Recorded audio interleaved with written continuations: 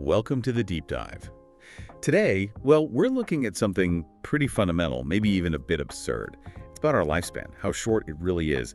And we're digging into some sources that suggest our whole obsession with time management, with productivity, it might be completely missing the point. Maybe it's just a way to avoid a really uncomfortable truth. So let's start with this one stark number. It really sets the scene. If you live to 80, right? A decent run, you've got about 4,000 weeks. 4,000, that's it. Yeah, just 4,000. Even the record holder, Jean Calment, who made it to 122, she only clocked about 6,400 weeks. When you put it like that, it's kind of shocking. It's incredibly short. And philosophers, they've known this forever. It's the human problem, isn't it? Seneca, the Roman guy, he nailed it. We have these minds that can dream up infinite plans, endless ambitions, but we get almost no time, practically speaking, to actually do any of it. Infinite dreams, tiny little container. So this isn't a new problem. Why does it feel so intense, so anxiety-ridden for us right now? Exactly. That's what we want to get into. Our goal here isn't to give you more time hacks. Forget the perfect morning routine for a second. We want to explore why maybe facing up to the limits, to the 4,000 weeks, is actually the key. Not trying to cram more in, but maybe experiencing more wonder, less panic in the time we actually have. Okay, let's dive into that. First up, this feeling of being totally chronically overwhelmed. The efficiency trap. We've all been there, right? Just drowning in stuff to do. I saw this amazing bit of research where they tried to survey people about how busy they were. Oh, yeah. And they couldn't get enough responses because people said they were too busy to take the survey. Wow. That says it all, doesn't it? It perfectly shows the pressure we're under. We're trying to cram more and more and more into this fixed amount of time. It just doesn't stretch. Which leads to this weird paradox. You try all the productivity tricks, you get faster, you crank through more tasks. Yeah. And the result, you just feel busier. More anxious, somehow emptier. How does that work? Well, think about how we view time. Like, it's this empty box we have to fill up. The anthropologist Edward T. Hall had this great analogy. He said, time feels like a conveyor belt. It just keeps bringing you tasks, demands, emails, whatever, nonstop. Okay. So you get more productive, you clear stuff off the belt faster. What happens? More stuff comes. Exactly. The belt just speeds up. You don't get relief. You just feel more pressure because the next thing arrives even quicker. Right.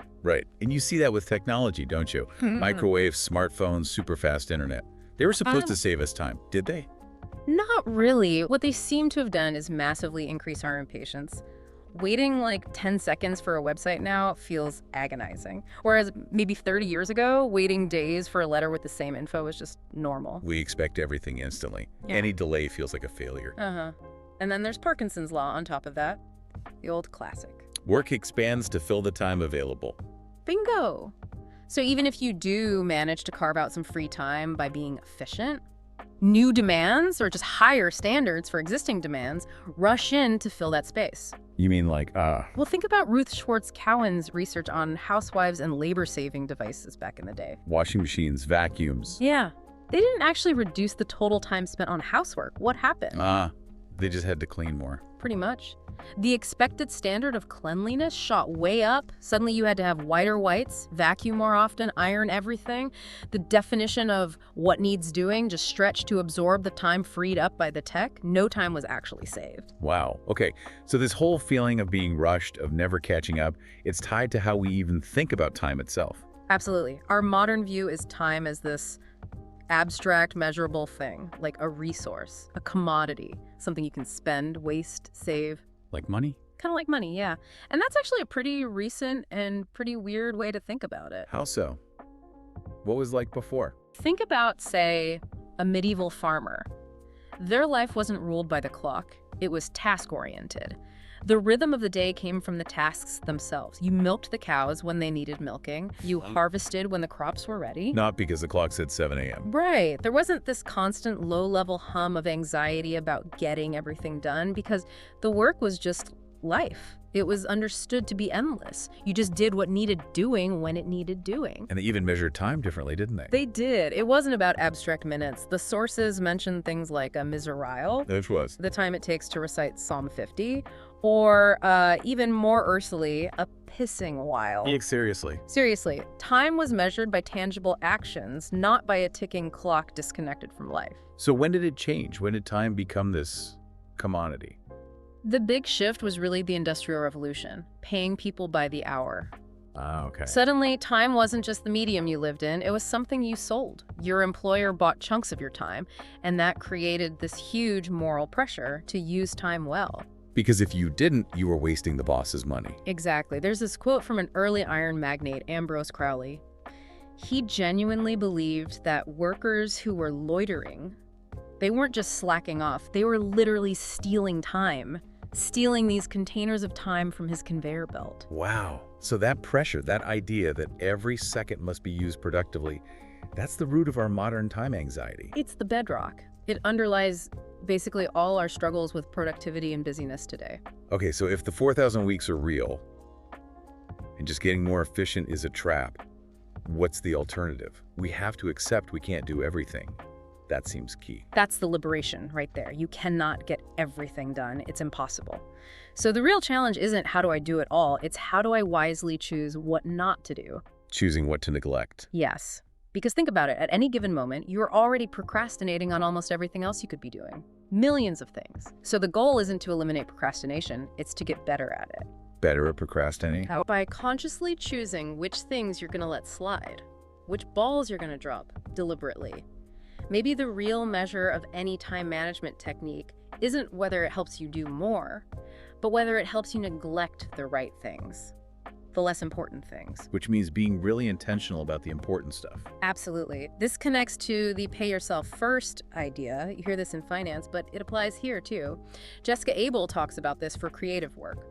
If something genuinely matters, your big project, your key relationships, your health, you can't wait for some magical future moment when you'll have more time. Because that moment never comes. It never comes. You have to claim the time for it now, today, even if it's just a little bit. Yeah. And you have to accept the fallout, the emails you don't answer, the chores that wait. You prioritize actively. Making those choices feels hard though. Like really hard. Why is it so difficult to just say no or let things go? Well, a big part of it is what the sources call finitude avoidance. Finitude, meaning our limited nature. Exactly. Our limited time, limited energy, limited talent. We don't like confronting that. Often procrastination isn't just laziness. It's a way to avoid the discomfort of acknowledging our limits. We put off starting the big project because we're afraid it won't live up to the perfect fantasy in our heads. Starting it means making it real, making it finite, making it imperfect. Like that story of the architect. The architect from Shiraz, yes. He supposedly designed the perfect mosque, absolutely flawless in his mind, but then he burned the plans. Why? Because building it meant confronting reality. The compromises needed, the inevitable flaws, the fact that even the most beautiful building eventually decays. It means facing finitude. He couldn't bear for the imperfect reality to replace the perfect idea. So we avoid choosing, avoid starting to keep the fantasy alive. We do. And that's where something like the middling priorities rule comes in handy. It's often linked to Warren Buffett. The story goes, he told his pilot, list your top 25 life goals.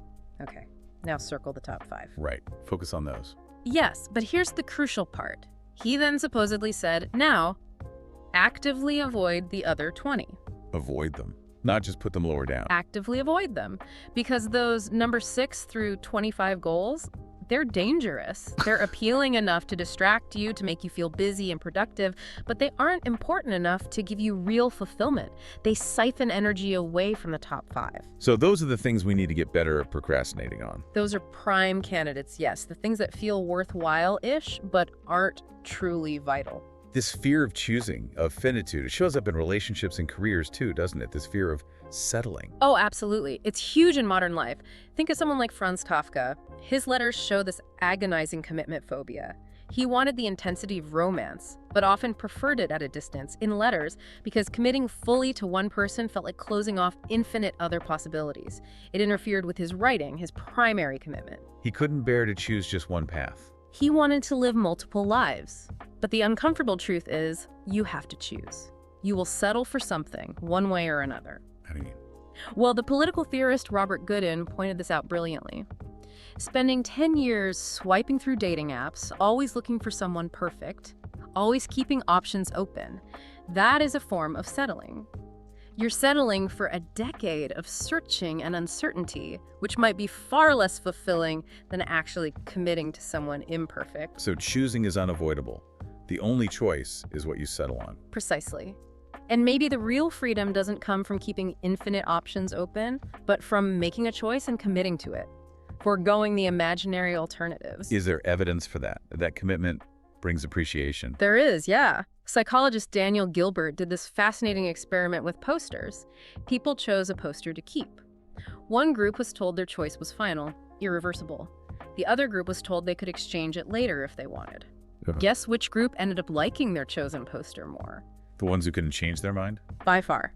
Making an irreversible choice, being constrained, actually seemed to increase their appreciation for what they had. Keeping options open led to less satisfaction. Wow. So freedom is found in constraint, paradoxically. It seems that way sometimes, which also connects to patience.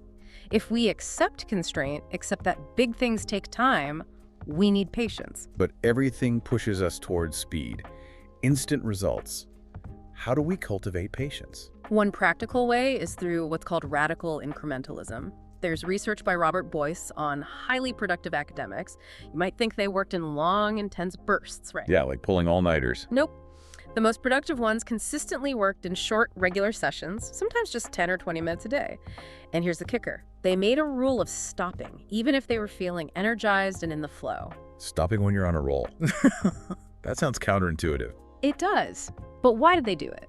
Because it builds the muscle of patience. It decouples productivity from frantic urgency or waiting for inspiration. If you always push until exhaustion, you start associating the work with burnout. Stopping while you still have energy makes you eager to return tomorrow. It teaches you that worthwhile things are built slowly, incrementally. Like laying bricks for a cathedral, maybe. Exactly, and it trains you to tolerate the discomfort of the work not being finished now. Which reminds me of the photographer Arno Minkinen and his bus parable. It's about originality. Okay. He tells his students, imagine all the city buses leaving the main station. For the first few miles, they all travel the same route, make the same stops.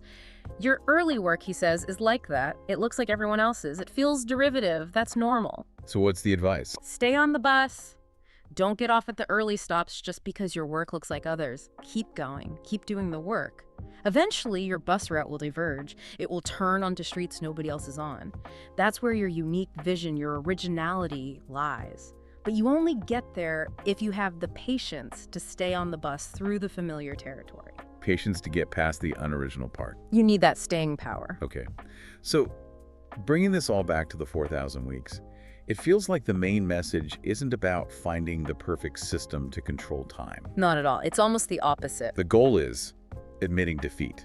In a way, yes. Admitting defeat in the struggle to control everything. You will never get it all done. You will never have everything perfectly organized. Your inbox will never stay at zero for long. And realizing that is freeing. It's a massive relief because the struggle itself is futile and exhausting. Once you truly accept that you can't possibly control it all, that certainty is an illusion. You can let go of that impossible demand. You have permission to stop fighting that particular battle. You stop trying to wrestle time into submission. Right. And then maybe you can actually start using the time you have, focusing on what you're choosing to engage with right now, rather than worrying about the infinite things you're not doing. Letting go of the fantasy of total control lets you live in the reality you actually have. Beautifully put. So as we wrap up, maybe instead of a neat summary, we leave you with a couple of questions, things to mull over. Okay. First, where in your life or your work are you currently choosing comfort when maybe a little bit of discomfort is what's actually needed? You know, avoiding that difficult conversation, putting off the vulnerable creative act, staying on the easy path. Often the most meaningful things require us to lean into that discomfort, that risk. So where am I opting for comfort over worthwhile difficulty? That's the first one. And the second is, how might you live your days differently if you genuinely didn't care so much about seeing your projects reach completion or your efforts come to perfect fruition? Think back to that stonemason building the cathedral. They knew they wouldn't see the finished spire. Their reward wasn't the end result generations later. The value, the meaning was in laying the stones well, day by day, in the building itself, here and now. What would change if you adopted that mindset?